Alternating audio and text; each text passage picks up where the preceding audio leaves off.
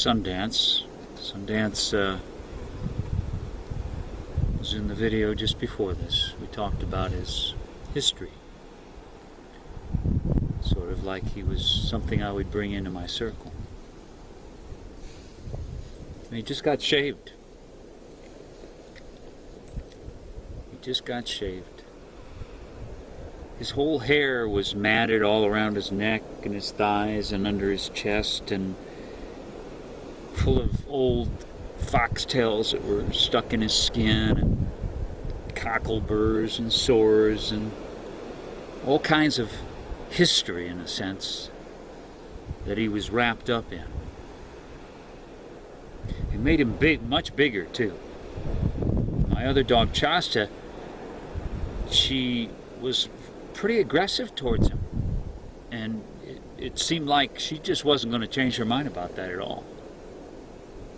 And once he got shaved, she came up and smelled him, and he was okay. So it was like all that matted hair and old history around him made him look more formidable.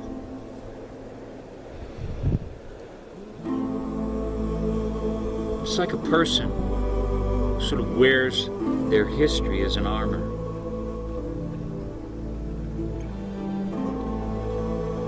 And it does sort of distance people from them.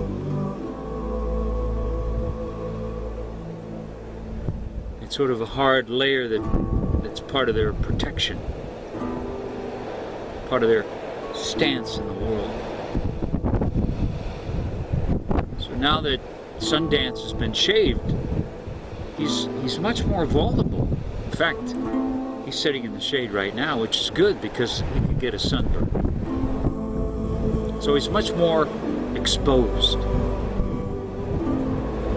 but yet more accessible by the other dogs.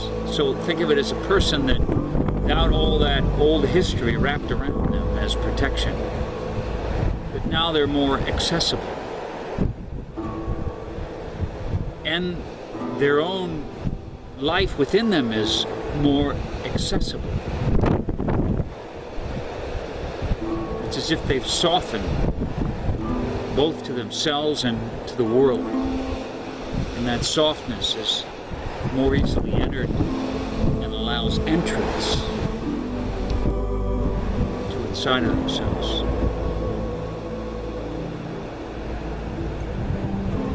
And for him, Sundance, he'll feel the warmth of the sun.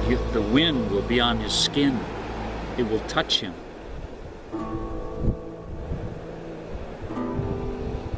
So it's as if without all this protection, there's more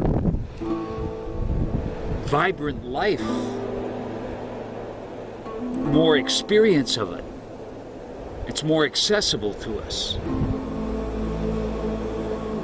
And we're not so wrapped up in our experience, so that our deeper, pure innocence is completely smothered and hidden.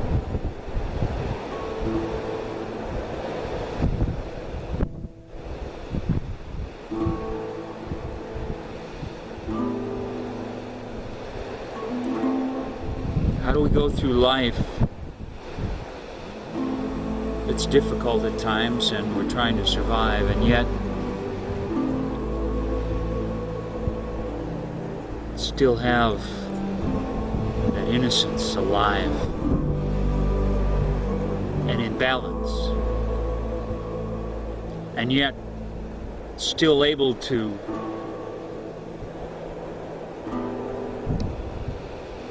tap into the experiences that have given us wisdom.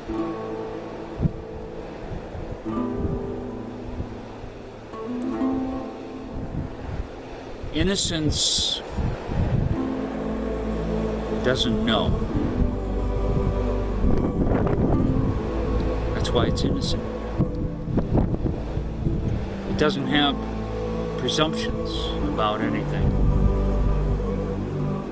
It may not even have a name for everything, whereas experience knows.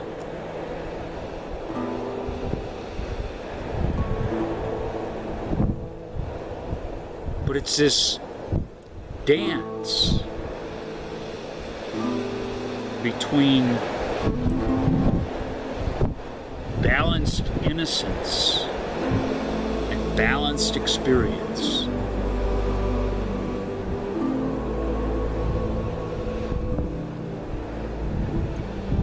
Creates the flow from which our imagination can flower.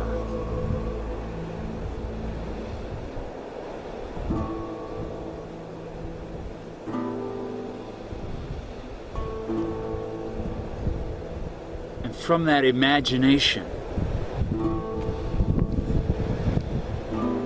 this human creative impulse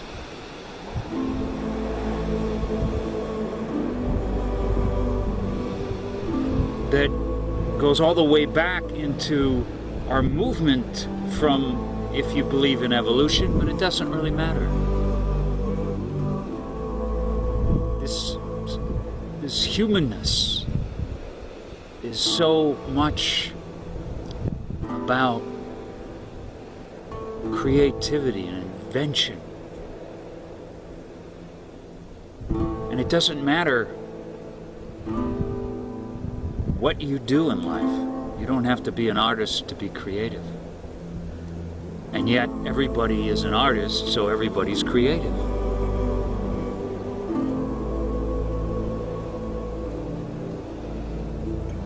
In many of these videos and teachings, I use rocks and sticks and all manner of things to feed my imagination that can then weave and bring things forth in a way that's understandable to you. So our creativity with language allows us to go further than literal meaning, linear meaning, to a non-linear meaning of poetry and music.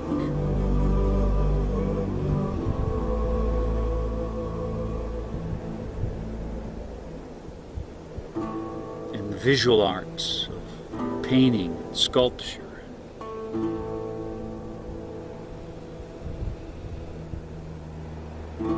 architecture.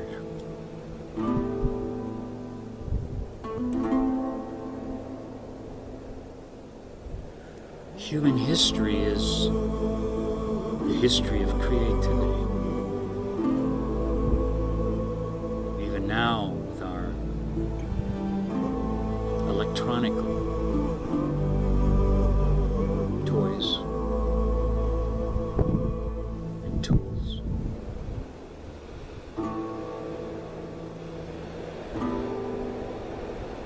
But in this quest for the deep heart of who we are,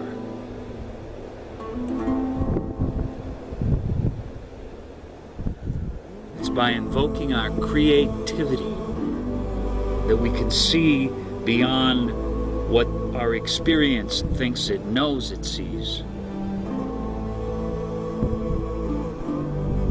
Something that you can't see with the physical eyes, that you sense in the mystery of it all.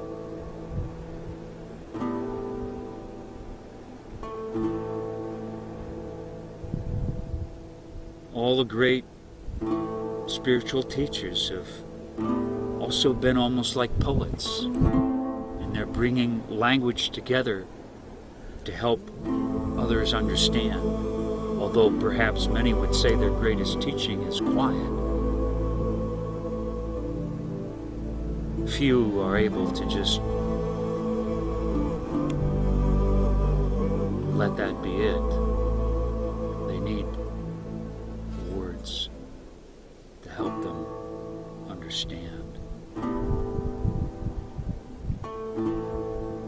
creativity brings the head into the heart.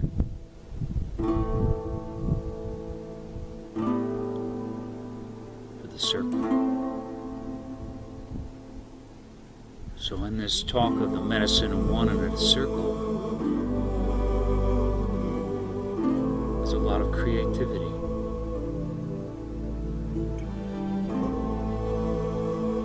Without creativity, without my creative impulses, something in me wanting to express, that comes to me through music, singing, poetry, writing, body, form, dance, the use of my voice when I'm doing a healing session and hitting on words and the tones. So the words are like a poetry, the tones, and the emotional flexibility to echo what is invisibly on the other side almost. So in this shamanism and Advaita, there's much creativity. Shamans were artists. Shamans were actors. Shamans used theater.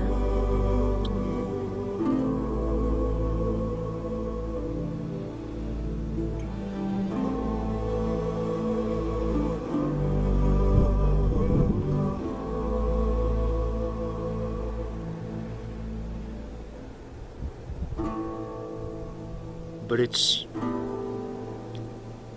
that dance between that innocence and experience.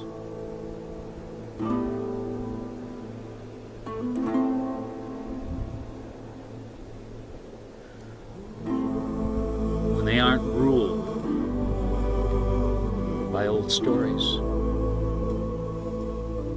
it turns innocence into the victim, experience into the warrior.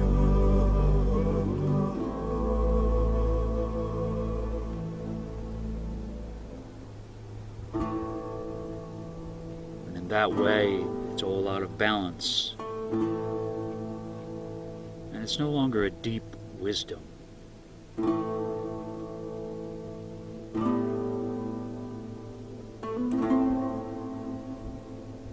The wisdom of the innocence gets lost, and the wisdom of the experience becomes a kind of analytical type.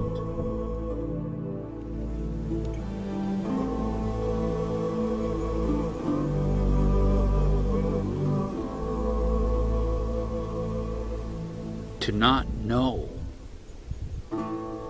allows for something new to emerge from creation.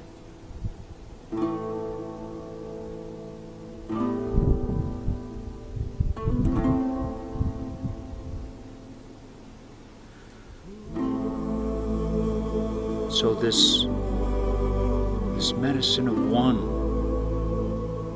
it's about magic.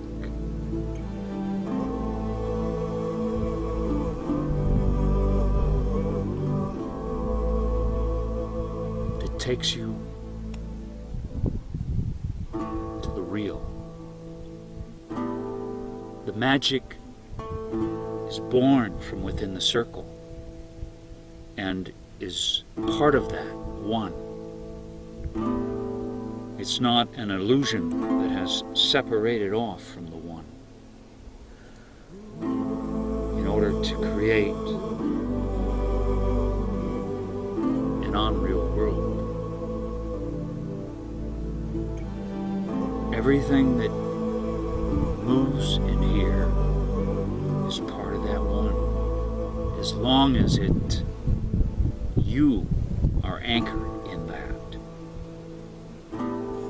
So love your creativity. Don't let anybody judge it. When I say don't let anybody judge it, we can't control other people. So don't let other people's words stop your creativity. Because really, it's your own words that they're speaking that stop it.